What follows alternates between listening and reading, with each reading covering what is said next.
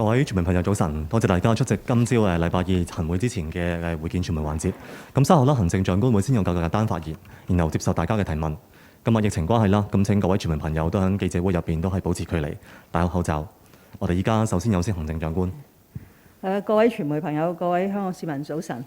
嚇。過去一個禮拜咧，香港嘅疫情咧係出現咗啲變化嚇，亦都係令到我哋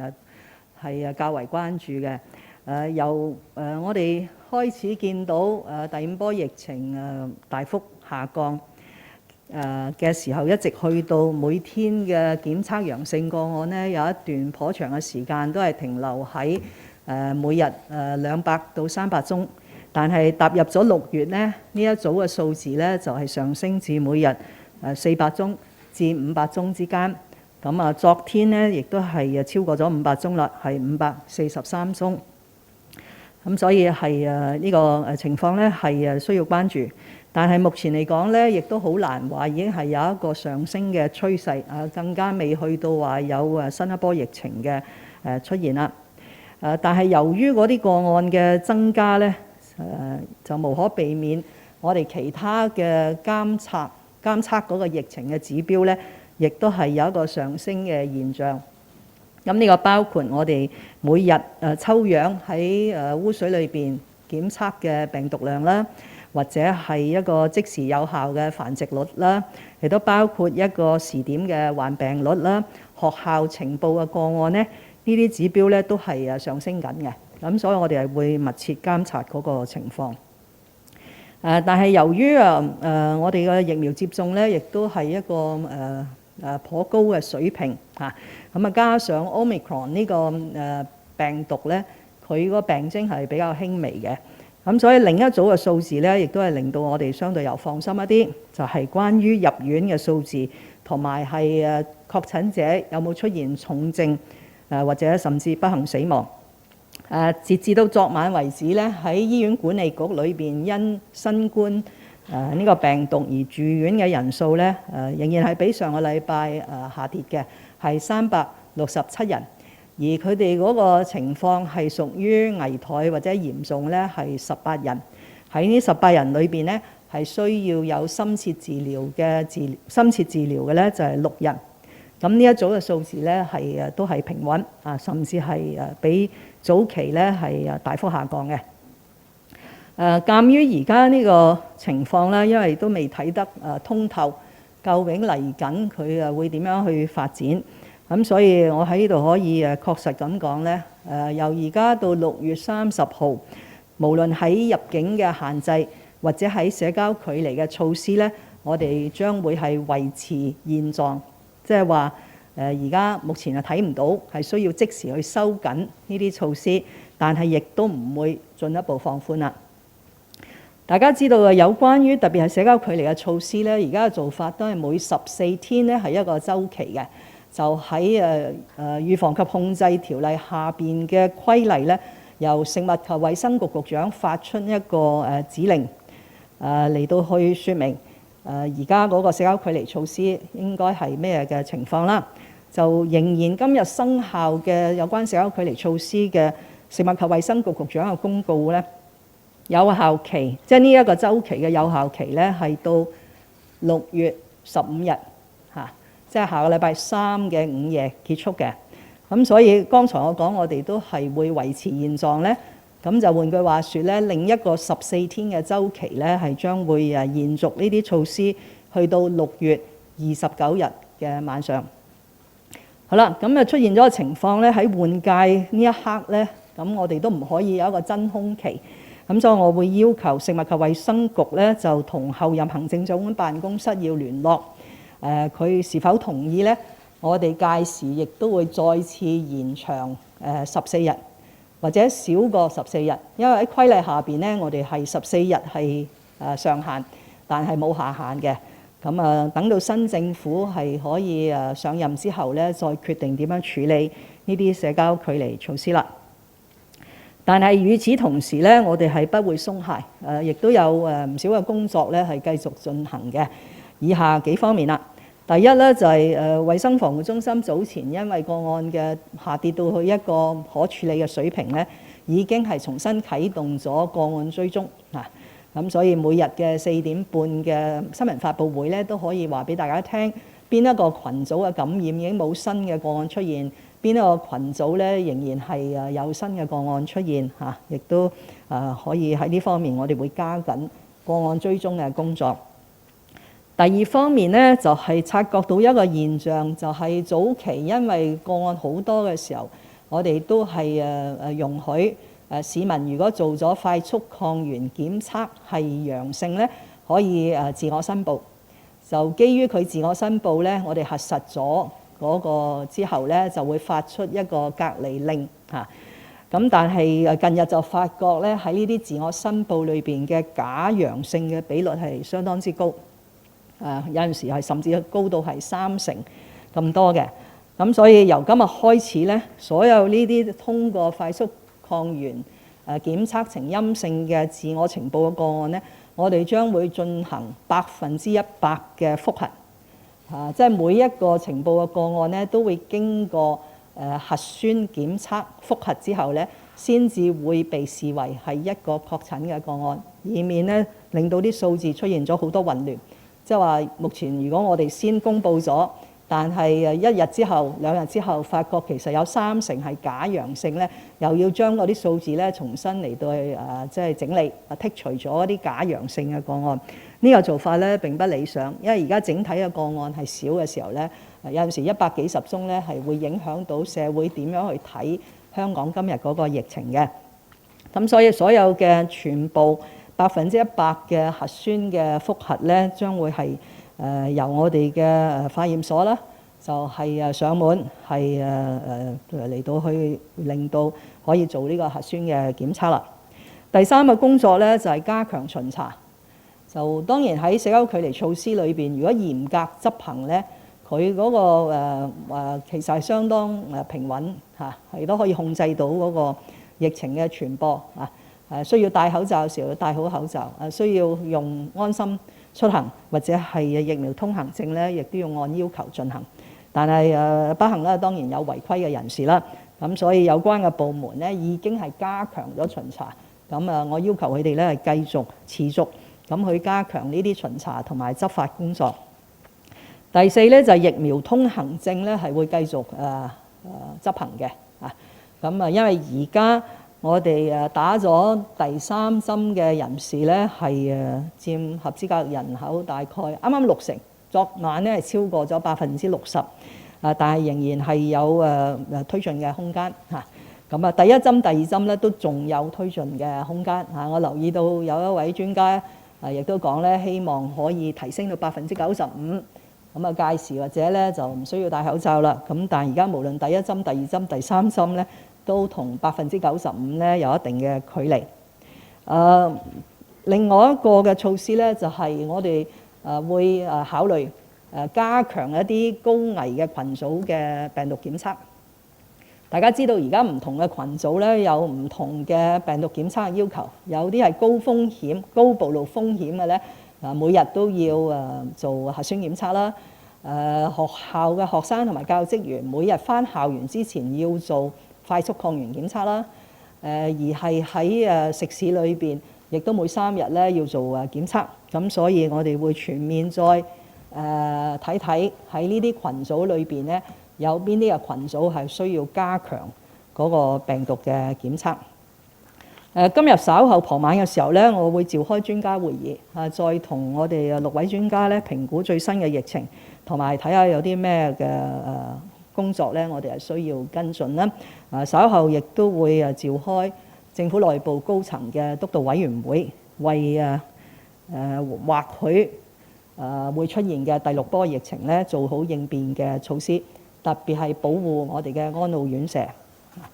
好，睇下大家有咩問題。好，依家係提問時間，想發問嘅記者朋友啦，請先舉手，嗌到你嘅時候啦，請講出你代表嘅傳媒機構名稱，然後用我哋俾你個咪咧發問嘅。咁時間關係啦，每位記者最多問2條問題，同埋不設追問。首先係呢位紅色衫嘅男記者。Mrs. Lam, Tony from South China Morning Post. So I have 2 questions for you. Number one is that can you elaborate on what is your definition of an increasing trend? Because you've said that there are multiple indicators going up, but you cannot see a increasing trend yet. So can you elaborate on this point? And also, what would the government do to boost the vaccination rate of care homes? Because only about 56% and 14% had the second and third doses. Also, can you also confirm that you and other senior officials and EXCO members will be put under the week-long closed-loop arrangement by the end of this month to prepare for the president's visit? How would the rebound in cases going to affect the president's visit to Hong Kong, and how would this closed-loop arrangement affect the government's operation? Thank you. Well, of the several questions, first of all is we have witnessed an increase in the number of positive cases since the beginning of June, that is this month, which gets us a little bit concerned. And as a result of the increase in the positive cases, and since we have allowed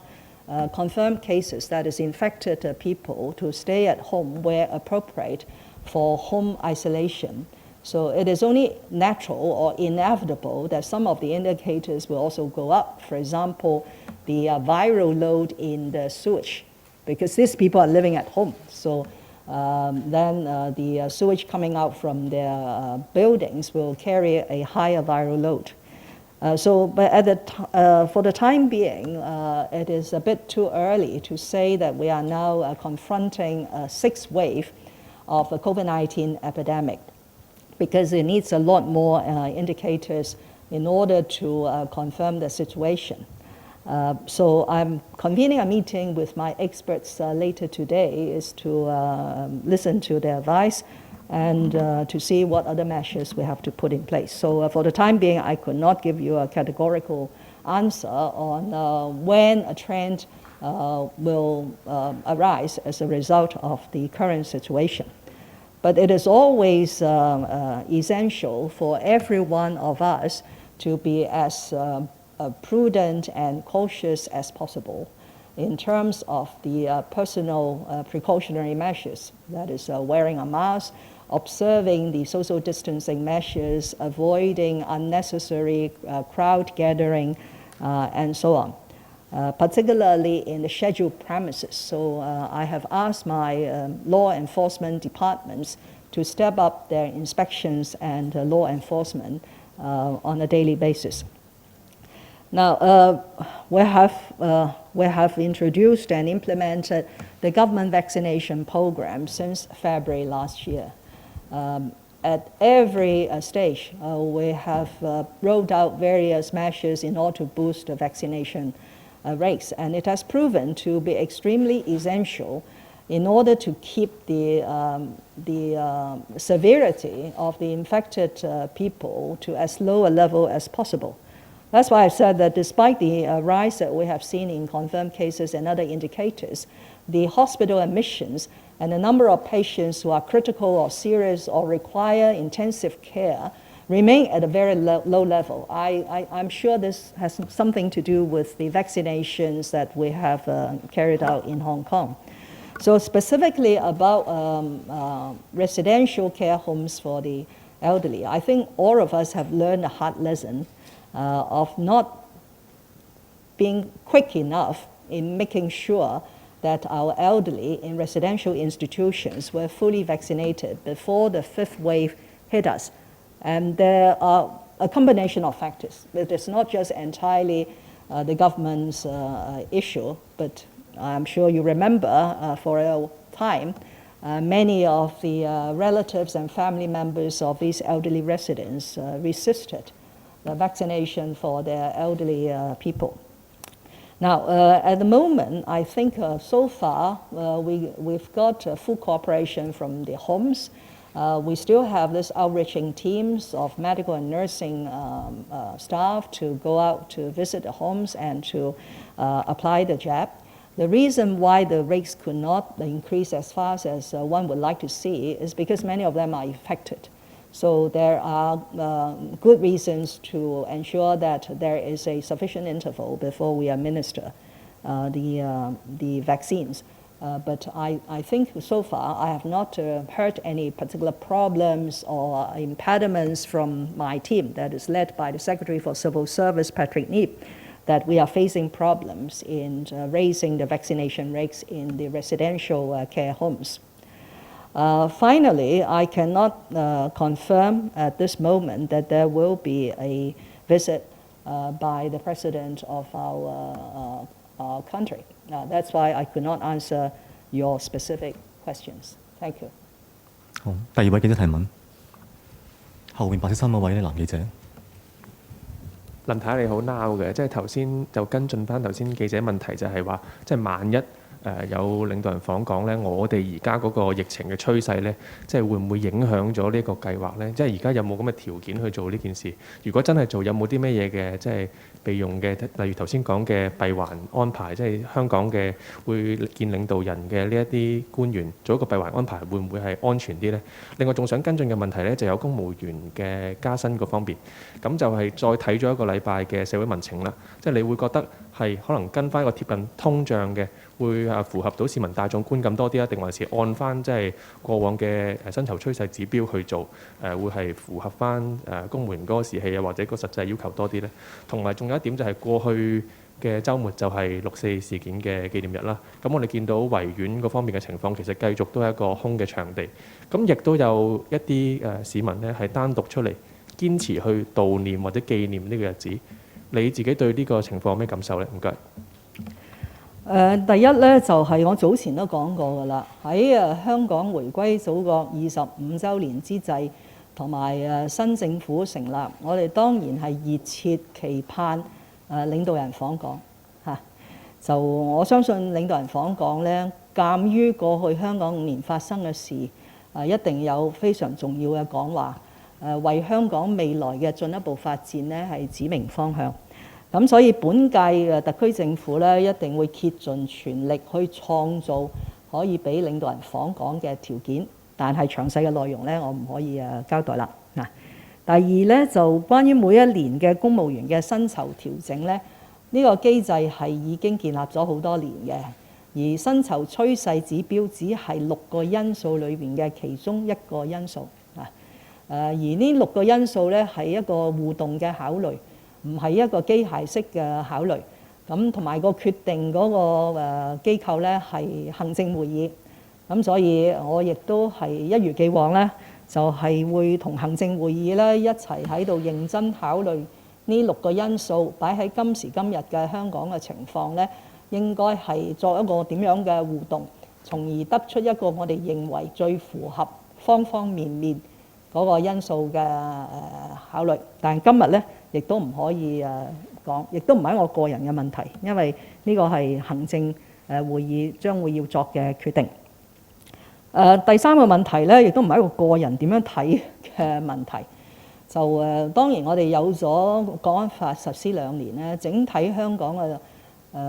政治嘅情況係平穩嘅嚇。但係我同警務處處長同埋保安局局長都不時提醒社會咧。其實我哋仲有好多隱患喺度嚇，仲有一啲孤狼式或者係轉入去地下做嘅激烈嘅抗爭嘅行動，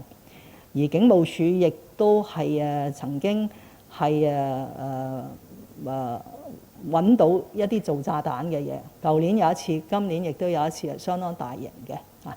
咁所以每一次有一啲大型嘅活動或者某一啲嘅敏感嘅日子咧，係好有可能咧係被利用為去煽動呢啲分子咧出嚟咧做破壞嘅活動。咁所以警隊一向都係用一個風險評估嘅方法咧而採取有關嘅行動。目標咧或者係目的咧都係保護香港嘅市民嘅安全嚇。咁所以我當然作為行政長官咧會支持我嘅執法部門咧係採取呢一種風險為本嘅態度咧嚟到保障市民嘅安全。好，問多最後一位記者提問。中間前排嗰位女記者。係你好 Cable 嘅。首先想問翻啦，外國記者會咧就話已經向政府提出咗續租會址嘅，咁你預計幾時會有決定呢？咁前政府梁振英佢就幾年前就話唔應該俾佢哋有租約特權嘅，咁政府今次會唔會改為公開投標呢？另外就想問翻，有消息就話咧優之良品結業咧係會令到還押人士食緊嘅牛肉乾係停咗供應嘅，咁之前已經有家屬反映話限制咗一種品牌啦，咁重量會令到佢哋嘅入貨有困難嘅。咁懲教署係咪應該檢討現時規定緊嘅幾款零食咧，去放寬翻相關嘅要求咧？仲有就係想追問翻疫情嘅，咁就係酒吧嘅群組就繼續擴大緊啦，學校嘅個案都增加緊嘅。咁係咪反映緊社交距離措施係放寬得太急咧？有冇需要再收緊翻部分處所嘅營業規定，或者甚至係停業咧？唔該。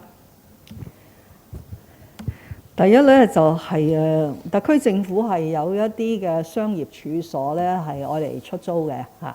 咁所有關於商業處所嘅出租、續租或者係招租嘅問題咧，都係政府產業署嘅工作嚇。第二個問題咧就係我相信懲教署都會按住現實嘅情況咧係作出考慮，如果要係作出一啲嘅調校咧。懲教署亦都一定係會樂意去做嘅。